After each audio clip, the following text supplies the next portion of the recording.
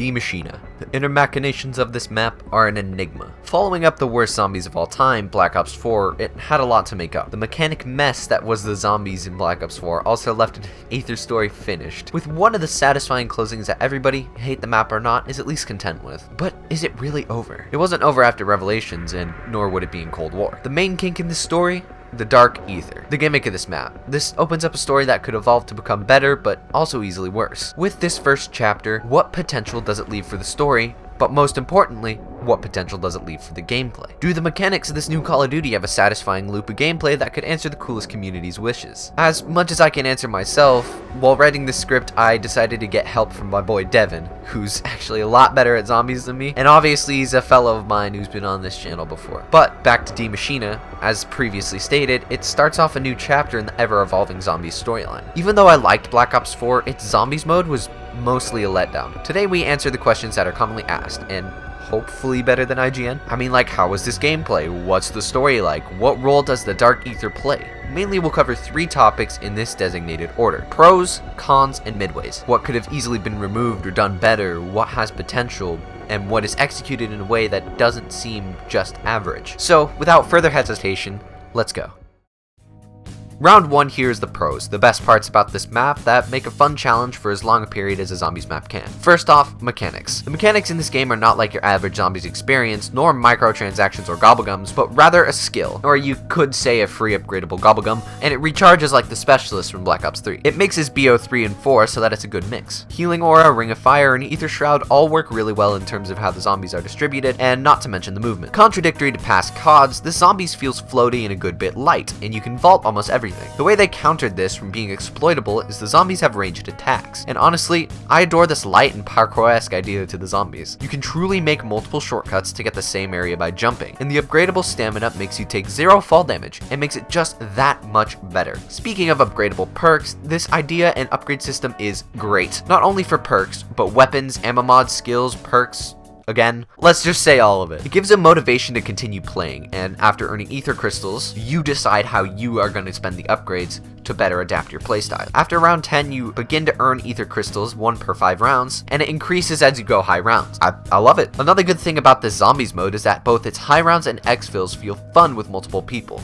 And man, that's hard to achieve. For once, dedicating time to having multiple people all an array of training spots or just at the top of Noct is satisfying and actually fun. Rounds pass easily. I mean, take that as you will. And different types of amounts of bosses, zombies, and hounds will be swapped or added depending on the amount of players from the beginning. This game in specific is easy to see that change, and it's refreshing to know the new map challenges are better for a co-op game. That's another thing. For once in zombies, it has its own camo system, making a full-on dark matter, diamond, and gold only exclusive to zombies. Not to mention that all the weapons excluding snipers in the M60 are valuable to have max upgraded into the 50s. And man, that's a hard balance to achieve, and especially when the rarity system allowing the damage to decrease or increase significantly so you can start out with any weapon is crazy amounts of fun too. Pack-a-Punch has 3 levels too, and it just makes everything that little bit more better. Not to mention equipment. Equipment is a phenomenal idea, and score streaks are awesome. Funny thing, for once they are actually useful, a Semtex can kill at least 5 zombies in the 60s and still be viable to weaken a horde. Don't throw one at a super sprinter though. That's Anyway, the minimap is also a great quality of life addition, allowing that one zombie at the end of the round to actually die for once. I mean, that's crazy. It's just fun to know your imminent doom is approaching when that one high round megaton spawns in. It just helps strategically all around, and also make me shit my pants. Now, one thing this game definitely does right is pricing. Pricing on perks goes up to 5k because of the no perk cap, which really, I don't see much of an issue with. The ammo box is increasing depending on the rarity and pack level, even salvaged armor. It does it right. Most people will argue if this was on a BO3 system, people would hate it. The reason I don't like this argument is because it's not on a BO3 system. It's that simple. The guns are made differently so they can adapt to your gameplay, unlike the array of powerful arsenal in Black Ops 3. And honestly, this map was made to show off the new system of Cold War. So with that in mind, it does that well. Some things I'd wish to see added with the balance that is though, would be PhD double tap 1 for only faster fire rate, and possibly a new perk other than elemental pop. Also, I love the coffin dance.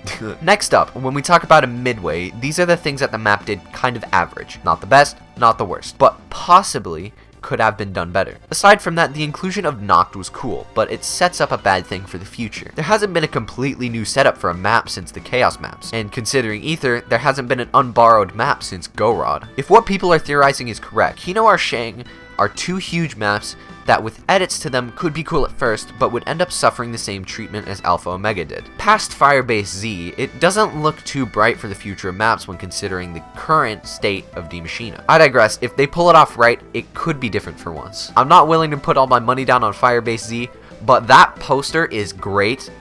Another thing is the upgradable and salvage system. It's a bit weird, but in the end beneficial. The way it works is collecting salvage, and though yes, it's cool, the randomized aspect feels a bit off. Personally, I like the new pack system and rarities, but armor is strange, especially with upgrading. More on that later. Another thing with potential is the interactions between the Nazi and Soviet in this map. This could set up for a cool interaction throughout the map if they made it more evident and not just the strange intel system. Intel is cool, but the idea of finding these secrets through the environment in BO3 seemed a little more mysterious and interesting. Like I didn't have to literally exit the game to read it. Last on the midway is the Dark Aether's aesthetic. It's cool, but it really does not scream the place where the past casts were sent to. It reminds me too much of Raven the Redwoods, and don't get me started on Raven the Redwoods. Baba Booey. Please. The pack out in the Dark Aether is such a cool idea, but since it's a new pack-a-punch, it might have been able to be made different and probably made it better. I digress, it's still decent. Finally, when it comes to a map, the negatives are either obvious at first or come with time. Two prime examples are Transit and Zetsubo. They both started with a horrible image but evolved to classics. Slowly but surely. They're still flawed, but the previous flaws are able to be passed over. The reverse of this, however, is Voyage of Despair. It started out average, but as time went on, it really lost its luster. Personally, I never liked it because it felt too claustrophobic in all areas for a good zombies map, but I digress. As people found the Easter egg, it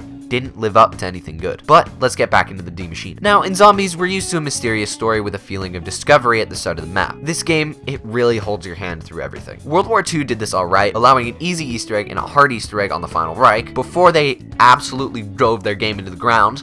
D Machina loses its idea of mystery and makes me care way less about the map. Same thing with the operators. I could give two if I'm playing as Parker Woods. I want characters that feel special, that can interact with the map. The only special characters that truly talk are all filler too. I'd always shut out Weaver or Dr. Gray because simply they just didn't add anything to what I was doing. I already knew there was a megaton because it is blasting at me. They didn't say anything witty either. It's just boring old, oh, that man split in two, or exfil now available, which really makes this Easter egg a drag. Which brings me to my next point. The Easter egg and story. It's absolute doo-doo. The Easter egg, though it's kinda cool to listen to the ghost, feels really low effort. I understand the story of Orlov being important, but the whole story of the anomalies and megatons unsplitting felt like a low-budget superhero movie, and not zombies. Not only to add how I could care less for the characters I'm playing as, and most people are afraid to say it, but entering the Dark Aether feels like a really way of plot convenience. It doesn't spark my interest. Although yeah, it looks cool and all, it just feels like an excuse to bring back more reused assets. Not to mention the abomination that is Onslaught.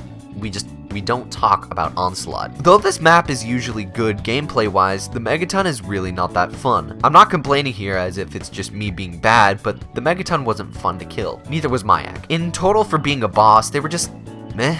Nothing much to them. The final issue I have is the armor system. It's almost useless when it comes to using in high rounds. While yes, it helps and I need it so I don't absolutely get annihilated every round, it was never a fun experience to get 2 hit and then have it break. I'd much rather have a shield with a strange ability as long as it can survive past 2 hits. I really don't want Victorious Tortoise's little brother. I want my OG shield. Sometimes new isn't improved, and an example of this is really the D Machina Wonder Weapon. There's really only 2 good versions, the Shockwave and the Lightning. All the rest of them die off and really feel useless. It may be fun to use them at first, but yet again, the fun factor also dies off. I'd much rather use the new all-powerful ray gun, which I am actually ecstatic that they made it great and amazing to use, but that's almost impossible to attain from RNG. The die upgrades don't even feel that fun to get, and the only good upgrade requires an entire part of the Easter egg to be done. I'd just rather not get it, to be honest. Stick to shotguns. The biggest issue right now, and especially evident after whatever the hell Jingle Hells was, is there's not much to do in the map. And though there's a few strats you can try, they really all end up the same, or usually unviable for past round 75. There's no separate modes except for crack that Fortnite, my guy. And Jingle Hells, 2 tremendously underwhelming modes. It doesn't feel like I could spend much time hunting for the new things to try, and it makes a shallow experience compared to Shadows of Evil or Origins. Now I understand that there's always going to be mistakes in a map like this, or mistakes in a video game, but considering they had a lot more of a team to work with, some of these portions did feel a bit underwhelming. But I am appreciative that Treyarch is taking risks. To be honest, Die Maschine introduced a new arcade feeling to zombies that is a tremendously enjoyable experience in gameplay. It's more a casual focused map at first, but it's a fun challenge in high rounds with multitudes of weapons. It really feels just fun with its mechanics, systems, weapons, and upgrades to give a zombies fan such as myself a great time, as well as a goal to aim towards with camos. But when comparing it to other maps, it falls short on what a lot of highly rated zombies maps do well. But where gameplay rules supreme, it's lacking a bit with time I can spend on it. The story is absolute, so I don't want to do this Easter egg at all. As much as the gameplay is solid, it's shallow when compared to the others. In total, Die Maschine is a fresh experience for what most zombies players want, to shoot zombies. Though the future needs to polish it up a bit more and take the story with a more interesting direction, together, me and Devin gave this map a 7.7 to be exact out of 10. I'm being exact here to show in detail how I truly feel, as I hope I'll be with more zombies maps, and I plan to do this with more zombies maps coming up. I would usually round this up, but if Pat's taught me anything, with a zombies map, it's better to get exact. Also better to get views. Anyway, zombies is always one of my things, so talking about it is always fun. But on that note, I'm going to go exfil, and I will see you guys in the next one.